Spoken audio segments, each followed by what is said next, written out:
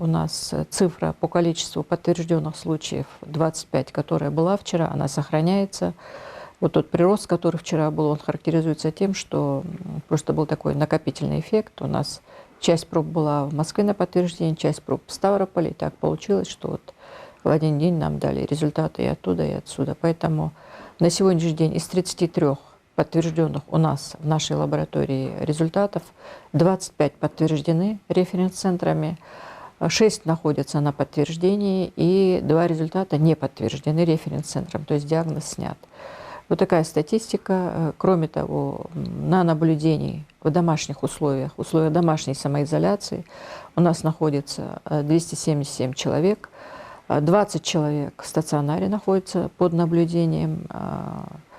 И в целом мы продолжаем, конечно, работу. Особенно идет работа по тому транспорту, который прибывает из других регионов.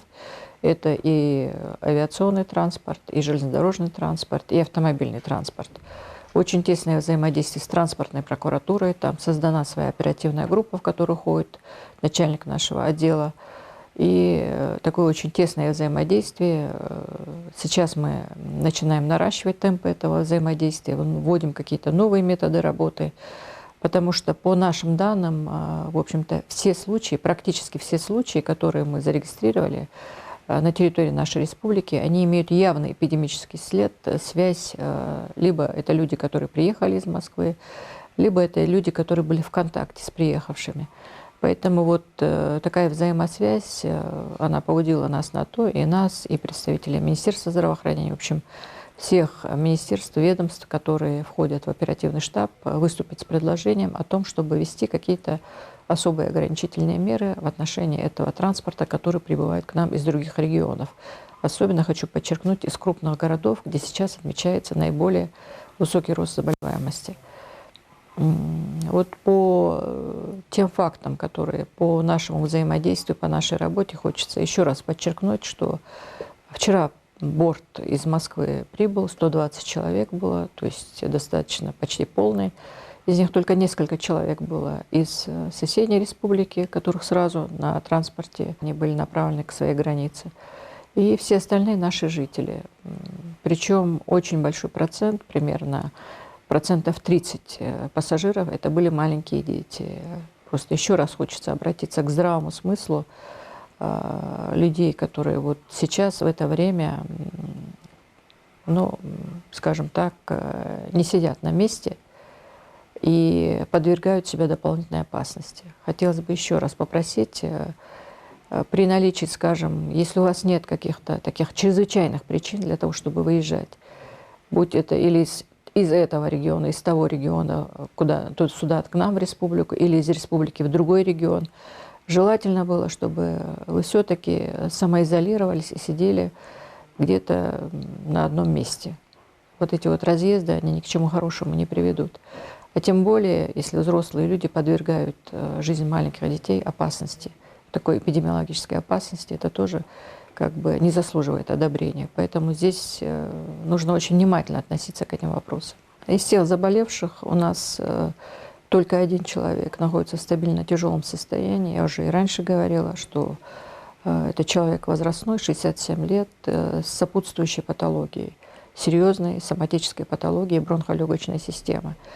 Он находится в тяжелом состоянии, но это стабильно тяжелое состояние, без тенденции к ухудшению.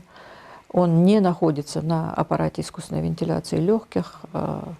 Врачи в состоянии купировать его состояние в настоящий момент. Смертных случаев у нас с подтвержденным диагнозом COVID-2019 не было на территории нашей республики. Будем надеяться, что и дальше эта благоприятная, позитивная тенденция сохранится. Из всех больных, которые у нас сегодня в стационаре находятся, одного еще можно расценивать как состояние средней тяжести, но ближе к относительно удовлетворительному. У остальных, у всех наши коллеги, медицинские работники, оценивают состояние как легкое течение заболевания. Правда ли, что заболел врач, он заразил других, и люди, что с ним работают, их посадили на карантин? Вы знаете, ситуация такая, что сейчас мы отслеживаем все контакты заболевших людей. Если кто-нибудь из них был на приеме у врача, в течение предыдущих 2 недель, то мы однозначно сразу выносим решение, мы относимся к этой ситуации как к потенциально больному.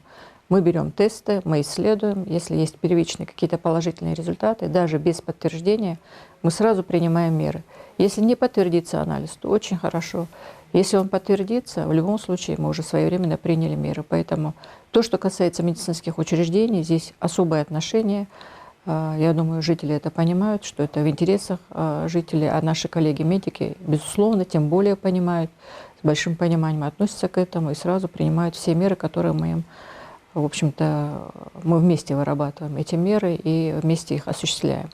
В отношении медицинских организаций у нас очень жесткая позиция. Если есть какое-то подозрение, мы сразу приостанавливаем деятельность, а дальше уже разбираемся. Подтверждения того, что заболел врач, на сегодняшний день нет.